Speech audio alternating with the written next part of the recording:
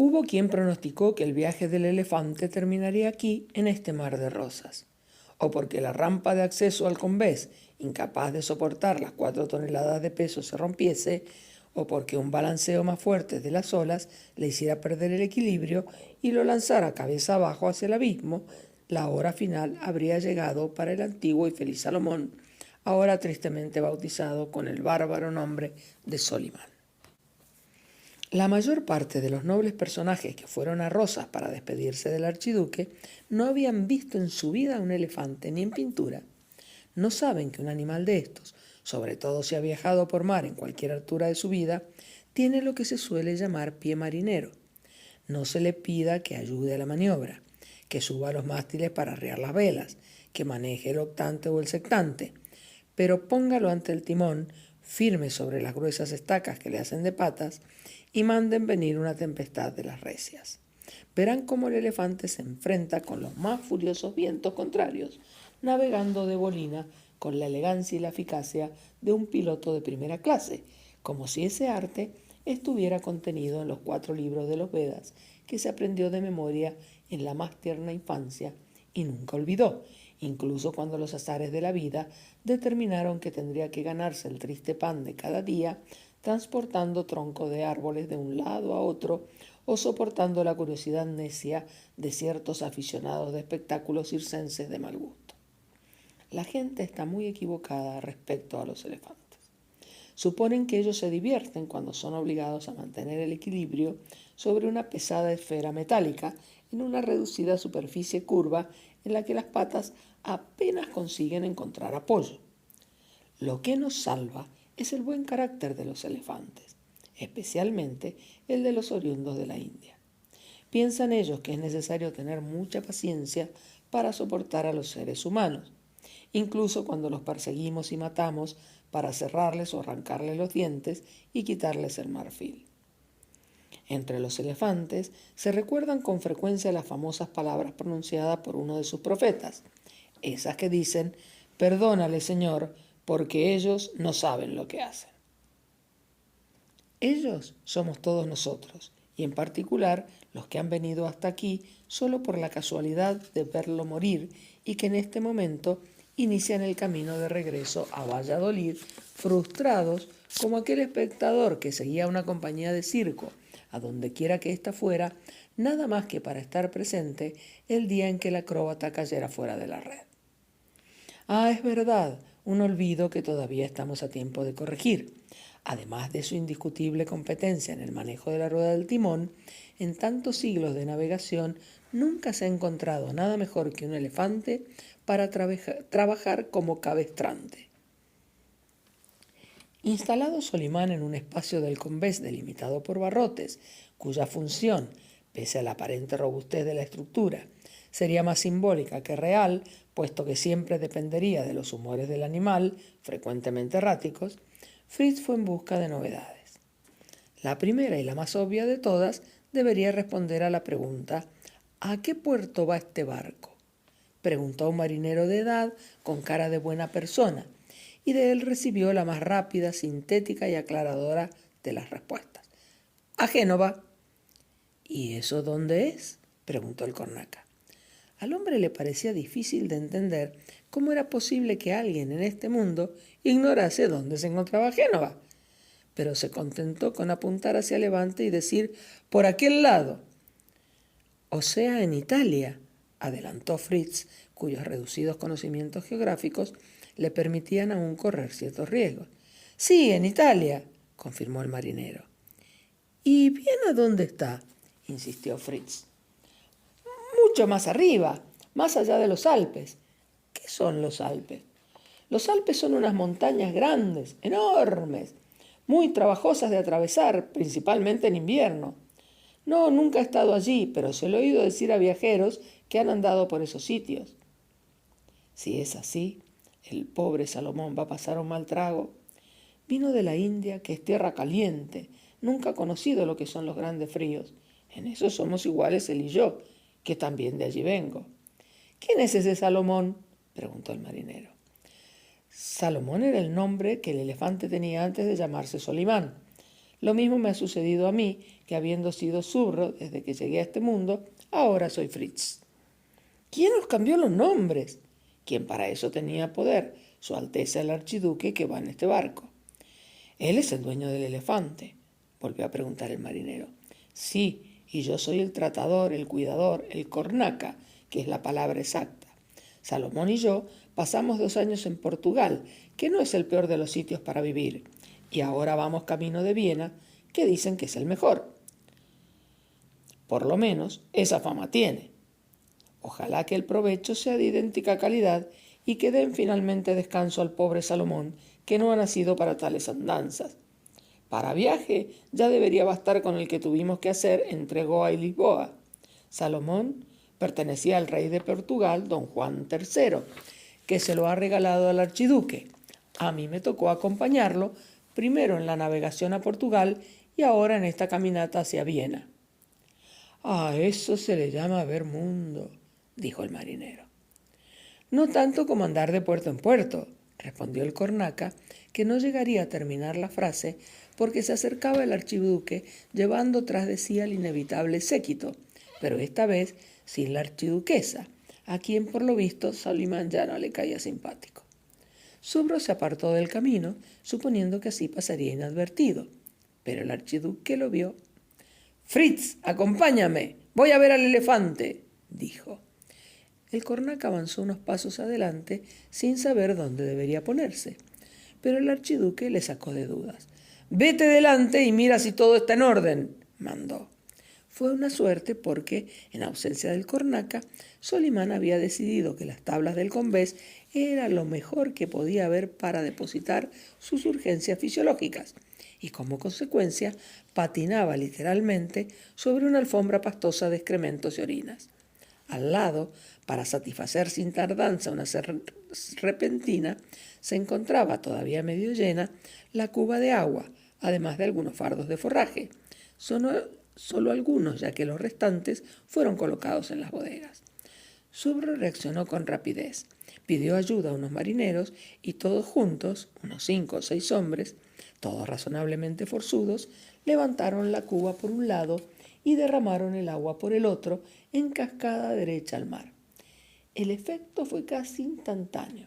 Bajo el impulso de las aguas, y gracias también a sus cualidades disolventes, el apestoso caldo de excremento fue lanzado por la borda, con excepción de lo que permaneció pegado a la parte inferior de las patas del elefante, que un segundo aclarado menos abundante se encargó de dejar en estado más o menos aceptable, demostrándose así, una vez más, no solo que lo óptimo es enemigo de lo bueno, sino también que lo bueno, por mucho que se esfuerce, nunca llegará a los tobillos de lo óptimo. El archiduque ya puede aparecer. Sin embargo, mientras llega o no llega, tranquilicemos a los lectores que tan preocupados andan por la falta de información sobre el carro de bueyes que, a lo largo de las 140 leguas que separan Valladolid de Rosas, cargó con la cuba de agua y los fardos de forraje. Suelen decir los franceses, y ya en aquel tiempo comenzaban a decirlo, que pas de nouvelles, bonnes nouvelles. Luego, los lectores que aligeren la preocupación en que han estado viviendo, el carro de bueyes sigue su camino rumbo a Valladolid, donde doncellas de todas las condiciones están engarzando collares de flores para adornar con ellos la cornamenta de los bovinos a la llegada. Y no se les pregunte por qué razón particular lo hacen. A lo que parece una de ellas oyó decir, no sabe ya a quién, que era una costumbre antigua, tal vez del tiempo de los griegos y romanos, esa de coronar a los bueyes de trabajo. Y teniendo en cuenta que caminar entre ir y volver 280 leguas no era insignificante labor, la idea fue recibida con entusiasmo por la comunidad de nobles y de plebeyos de Valladolid, que ya están pensando en la realización de un gran festejo popular con torneos, fuegos artificiales, comida para los pobres y todo lo demás que todavía se les pueda ocurrir a la excitada imaginación de los habitantes. Con estas explicaciones, indispensables para la tranquilidad presente y futura de los lectores, fallamos a la llegada del archiduque hasta el elefante. En fin, no se perdió mucho, pues en el transcurso de este relato, entre lo descrito y lo no descrito, el mismo archiduque ya llegó muchas veces aquí y allí sin sorpresas, pues las pragmáticas de la corte a tal lo obligan, o entonces no serían pragmáticas. Sabemos que el archiduque se interesó por la salud y el bienestar de su elefante Solimán y que Fritz le dio las respuestas apropiadas, sobre todo esas que su Alteza Archiducal más quería oír, lo que muestra cuánto el antiguo y harapiento cornaca viene progresando en el aprendizaje de las delicadezas y mañas del perfecto cortesano. Él, a quien la bisoña corte portuguesa, en este particular más inclinada a las beaterías de confesionario y sacristía que a las finuras de los salones mundanos, no le sirvió de guía, tanto más que al cornaca, confinado como siempre estuvo al poco limpio cercado de Belén. Nunca le habían sido realizadas propuestas para mejorar su educación. Observóse que el archiduque fruncía la nariz de vez en cuando y hacía uso continuo de un pañuelo perfumado, lo que, inevitablemente, tenía que sorprender los olfatos de hierro de la marinería, habituada a toda especie de pestilencias, luego absolutamente insensibles al pebete que después del baldeo todavía quedaba por allí, flotando en la atmósfera a pesar del viento. Cumplida la obligación de propietario preocupado con la seguridad de sus haberes, el archiduque se dio prisa en retirarse, llevando tras de sí, como siempre, la colorida cola de pavo real de los parásitos de la corte. Concluido el estibado de la carga, que esta vez necesitó algunos cálculos más complejos que de costumbre, a causa de la existencia de 4 toneladas de elefante colocadas en un espacio reducido del combés, el barco estuvo listo para zarpar. Levada el ancla, izadas, además de un paño redondo, las velas triangulares, recuperadas hacia un siglo y medio de su remoto pasado mediterráneo por los marineros portugueses, a las que luego habría de dárseles el nombre de latinas, la nave se balanceó pesadamente en la ondulación y tras el primer rechinar del velaje puso proa a Génova en dirección a Levante, tal como había anunciado el marinero. La travesía duró 3 largos días y casi siempre con mar agitado, con vientos fuertes y una lluvia que descargaba en chaparrones furiosos sobre el dorso del elefante y las arpilleras con que los marineros en maniobra intentaban protegerse como podían. El archiduque, en el calor del camarote con la archiduquesa, no se dejó ver. Todas las probabilidades apuntan a que estaba entrenándose para el tercer hijo. Cuando la lluvia cesó y la tormenta de viento perdió fuelle, los pasajeros, con pasos inseguros, pestañeando, comenzaron a emerger del interior del barco a la tibia luz del día, la mayor parte de ellos con la cara desfigurada por los mareos y con ojeras de meter miedo, sin que de nada les hubiera servido, en el caso de los coraceros del archiduque, por ejemplo, el aire de postiza marcialidad que intentaban recuperar de los remotos recuerdos de tierra firme, incluyendo, si a tanto fuera necesario recurrir, los de Castelo Rodrigo, pese a la vergonzosa derrota sufrida, sin que hubiese sido necesario disparar un tiro ante los humildes jinetes portugueses, mal montados y mal pertrechados. Al amanecer del 4.º día, con el mar calmo y el cielo descubierto, el horizonte era la costa de Liguria. La luz del faro de Génova, al que los habitantes de la ciudad habían dado el cariñoso nombre de la linterna, iba empalideciendo a medida que despuntaba la claridad matinal, pero todavía era suficientemente brillante para guiar con seguridad cualquier embarcación que demandara puerto. 2 horas más tarde, habiendo recibido piloto, el barco penetraba en la bahía y se deslizaba lentamente, con casi todas las velas recogidas, en dirección a un espacio despejado del muelle, donde, como era patente y manifiesto, carruajes y carrozas de diverso tipo y finalidades, casi todas enganchadas a mulas, se encontraban aguardando la caravana. Siendo las comunicaciones lo que eran, lentas, trabajosas y poco eficaces, es de presumir que, una vez más, las palomas mensajeras hubieran tenido parte activa en la compleja operación logística que hizo posible el recibimiento del barco en tiempo y hora, sin demora ni atrasos y sin que hubiera necesidad de que estuvieran unos a la espera de otros.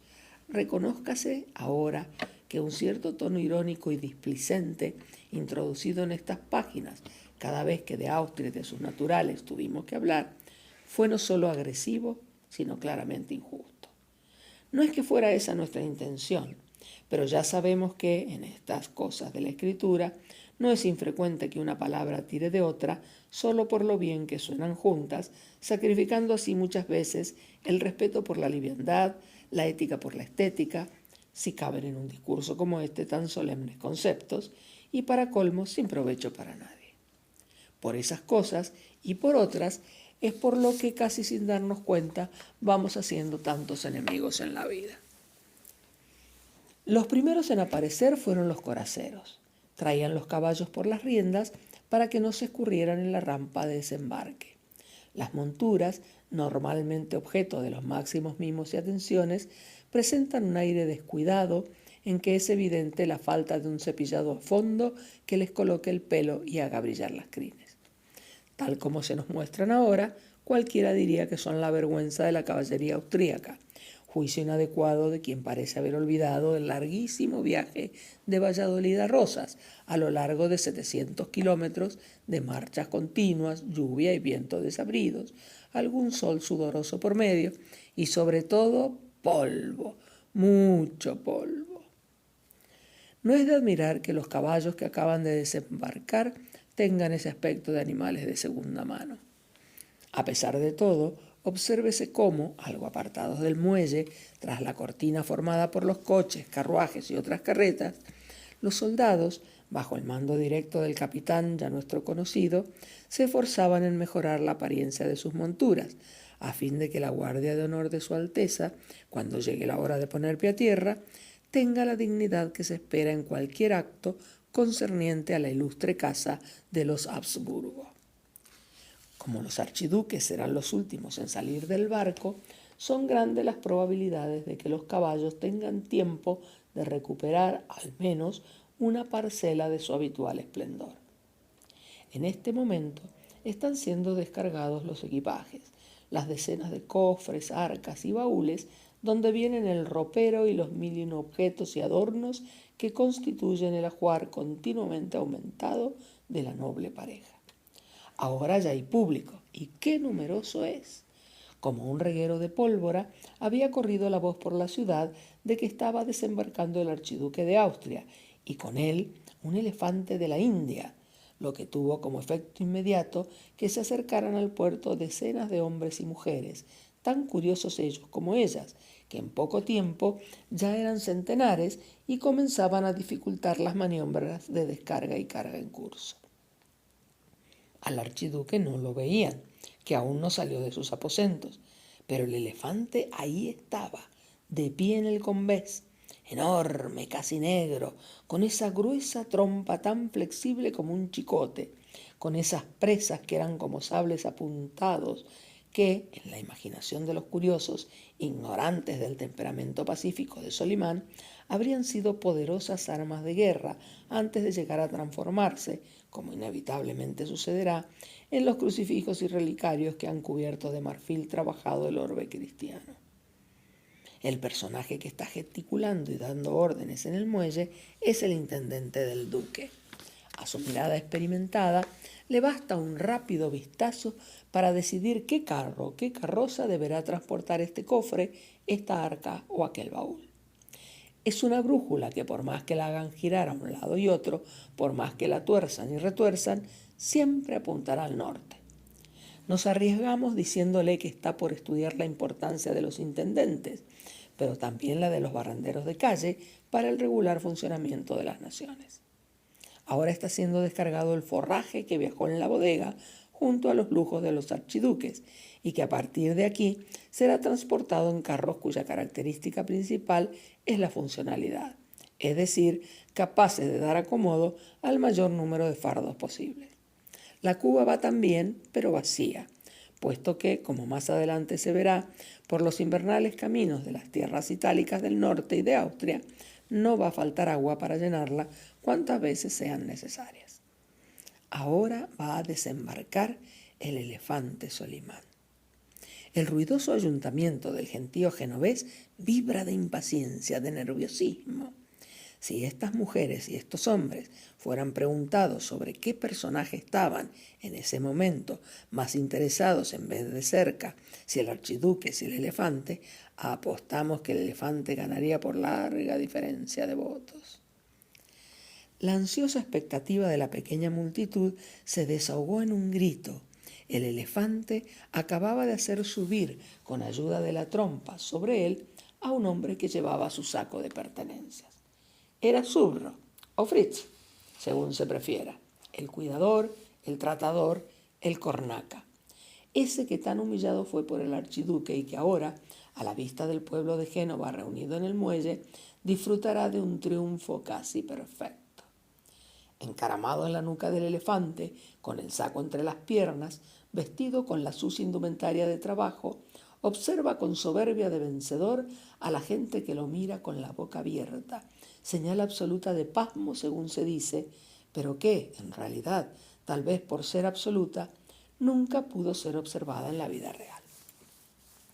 Cuando montaba a Salomón, a Zurro siempre le parecía que el mundo era pequeño, pero hoy, en el muelle del puerto de Génova, objetivo de la mirada de cientos de personas literalmente embelesadas con el espectáculo que les estaba siendo ofrecido, tanto con su propia persona como con un animal en todos los aspectos tan desmedido que obedecía a sus órdenes, Fritz contemplaba a la multitud con una especie de desdén.